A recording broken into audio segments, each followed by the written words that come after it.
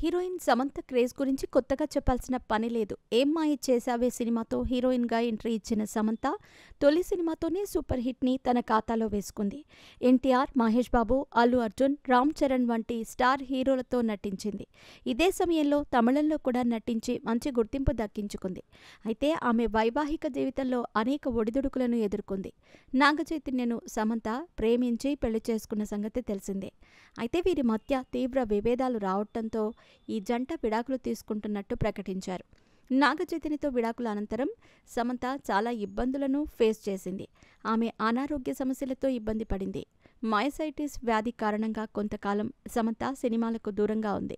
Myositis వ్యాధి నయం కావటంతో సమంత ఇప్పుడు తిరిగి సినిమాల్లో నటిస్తోంది. ప్రస్తుతం వరుస సినిమాలకు గ్రీన్ సిగ్నల్ ఇస్తోంది. ముఖ్యంగా నాగచైతన్యతో విడిపోయిన తర్వాత చాలా సెలెక్టివ్గా సినిమాలు చేస్తుంది ఆమె. అయితే ఆమె కేవలం బాలీవుడ్ సినిమాలకు మాత్రమే గ్రీన్ సిగ్నల్ ఇస్తోంది.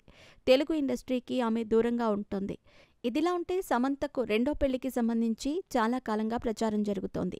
కానీ సమంత మాత్రం తాను రెండో పెళ్లి చేసుకోను అని మాత్రం ఎక్కడా కూడా చెప్పటం లేదు. సమంత రెండో పెళ్లి గురించి ఓ వార్త నెట్టింట సంచలనంగా మారింది. గత కొంతకాలంగా సమంత బాలీవుడ్ దర్శకుడు రాజు నిడుమోరుతో డేటింగ్ చేస్తున్నట్టు ప్రచారం జరుగుతోంది. వీరిద్దరూ చాలా కాలంగా ప్రేమలో ఉన్నారనే ప్రచారం జరుగుతోంది. దీనిపై సమంత నోరు మెదపటం లేదు. ఉన్నది ఉన్నట్టు చెప్పటంలో సమంత తర్వాతే ఎవరైనా. తాజాగా సమంత అలాంటి పోస్ట్ని ఒకటి తన సోషల్ మీడియాలో షేర్ చేసింది. తాను తమిళనాడు కోయంబత్తూరులోని ఓ ఆధ్యాత్మిక సంస్థకు వెళ్లినట్టు తెలిపింది. అక్కడి పచ్చదనాన్ని పిక్చరైజ్ చేసిన సమంత సెషన్స్కి హాజరయ్యేందుకు తాను పొందిన ఐడి కార్డును చూపించింది.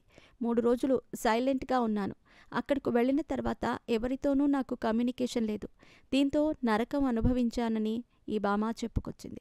అక్కడ నేను నాకులాగా బ్రతికాను. ఇలా 1,00,000 సార్లైనా చేస్తా.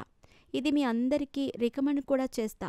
ఒంటరితనం భయపడుతుందని ఒప్పుకుంటూనే ఆమె దానిని మళ్లీ మళ్లీ ఇష్టంగా అనుభవించేందుకు సిద్ధంగా ఉండాలని ఈ సీనియర్ బ్యూటీ పిలుపునిచ్చింది.